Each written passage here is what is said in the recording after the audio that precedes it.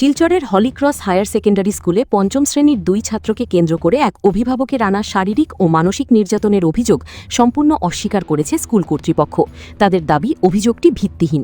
বিষয়টি বর্তমানে অসম মানবাধিকার কমিশনের নির্দেশে ম্যাজিস্ট্রেট পর্যায়ে তদন্তাধীন। শুক্রবার সাংবাদিক সম্মেলনে অধ্যক্ষা সিস্টার টেরেসা মার্টিস জানান, গত 15 মে টিফিন বিরতিতে আয়ান শর্মা ও আলী সারফরাজের মধ্যে হাতাহাতির ঘটনা ঘটে। পরে স্কুল কর্তৃপক্ষ বিষয়টি মীমাংসা করে এবং 20 মে উভয় ছাত্রের অভিভাবকদের নিয়ে বৈঠক অনুষ্ঠিত হয়।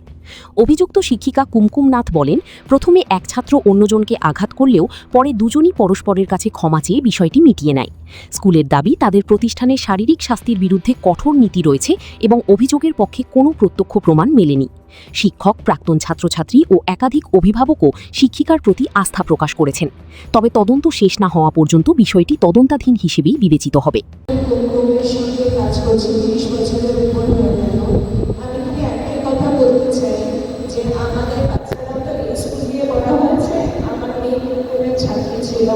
আমি কোনোদিন আমার মেয়ের কাছে আমি কোনো রকম নিশ্চয়ই বরং অনেক সুন্দরভাবে আমার মেয়েকে যে নিজের ক্লাসের ছাত্রী হিসাবে গাইড করে নিয়ে গেছে। আমি মা হিসাবে, ওর অনেক হিসাবে মা হিসাবে আমি বলছি যে কুমকুম আমার মেয়েকে খুবই সুন্দরভাবে গাইড করেছিল।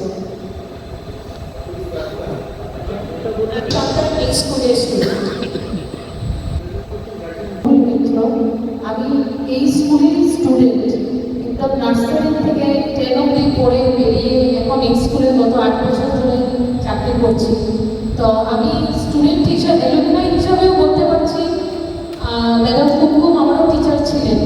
আমি যখন সেই প্রাইমারিতে পড়তাম, আমাদের স্কুলে কখনোই সেই রেকর্ড নেই যে বাচ্চাকে মারা হবে বা মেন্টালি খুব হ্যারাস করা হবে।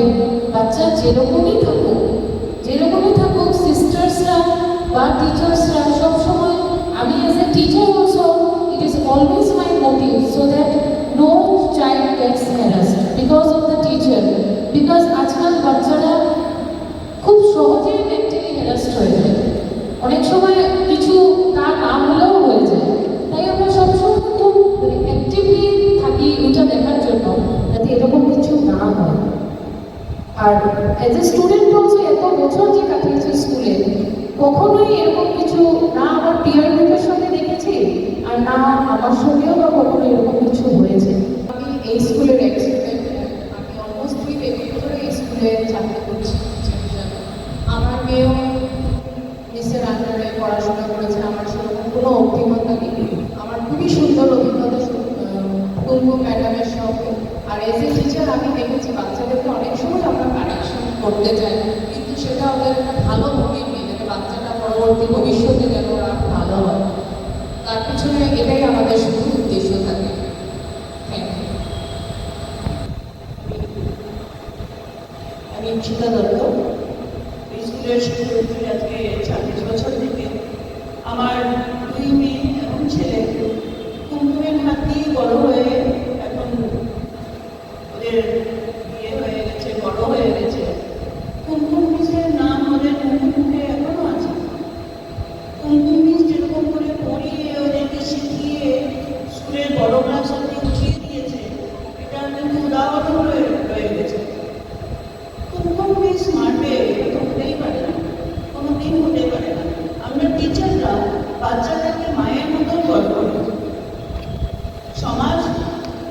সমাজের যতজন গার্জেনরা আছে ওদের বাচ্চাদেরকে আমাদের কাছে সঁপে দেয়। আমি তো বলবো, আমরা এখানে বাচ্চাদেরকে হয়তো মা বাবার থেকেও বেশি ভালোভাবে চিনি।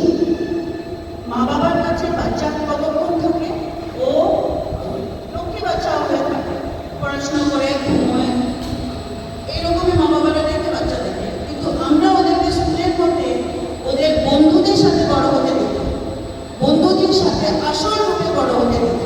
আমরা কিন্তু ওদেরকে পড়ে বড় করে দিয়ে যাচ্ছি। আমরা এরকম এফআইআর কোনোদিন ভাবতেই পারি না। আয়ান শর্মা ও আমার সেকশনে, আর আরেকটা ছিল 5A-তে।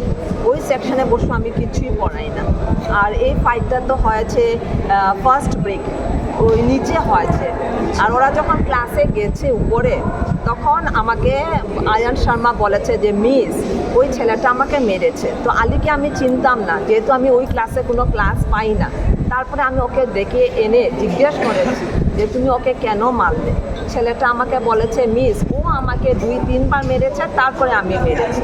তারপরে আমি ক্লাসে গিয়ে যাচাই করলাম, সব বাচ্চাদেরকে মানে জিজ্ঞেস করেছি ক্লাসে যে এই ফাইটের মধ্যে সবচেয়ে আগে হাত কে তুলেছে। তখন ওরা সবাই বলেছে যে আয়ান শর্মা তুলেছে।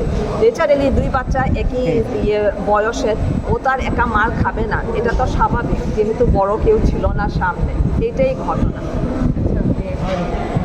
मैं भी यहाँ पे 30 साल से पढ़ा रही हूँ, ये मैडम भी 30 साल से यहाँ पे पढ़ा रही है। हम लोग एक ही साथ यहाँ पे पढ़ा रहे हैं। आज तक ऐसा कोई इंसिडेंट हुआ ही नहीं, ना मैडम के नाम में कोई कंप्लेन आया, ना हम लोग के नाम में, अरे ऐसा कुछ हुआ ही नहीं। और हमारे स्कूल में जो हर साल आज तक कम से कम 40 से 50 ट्रेनिंग हम लोग दे चुके हैं।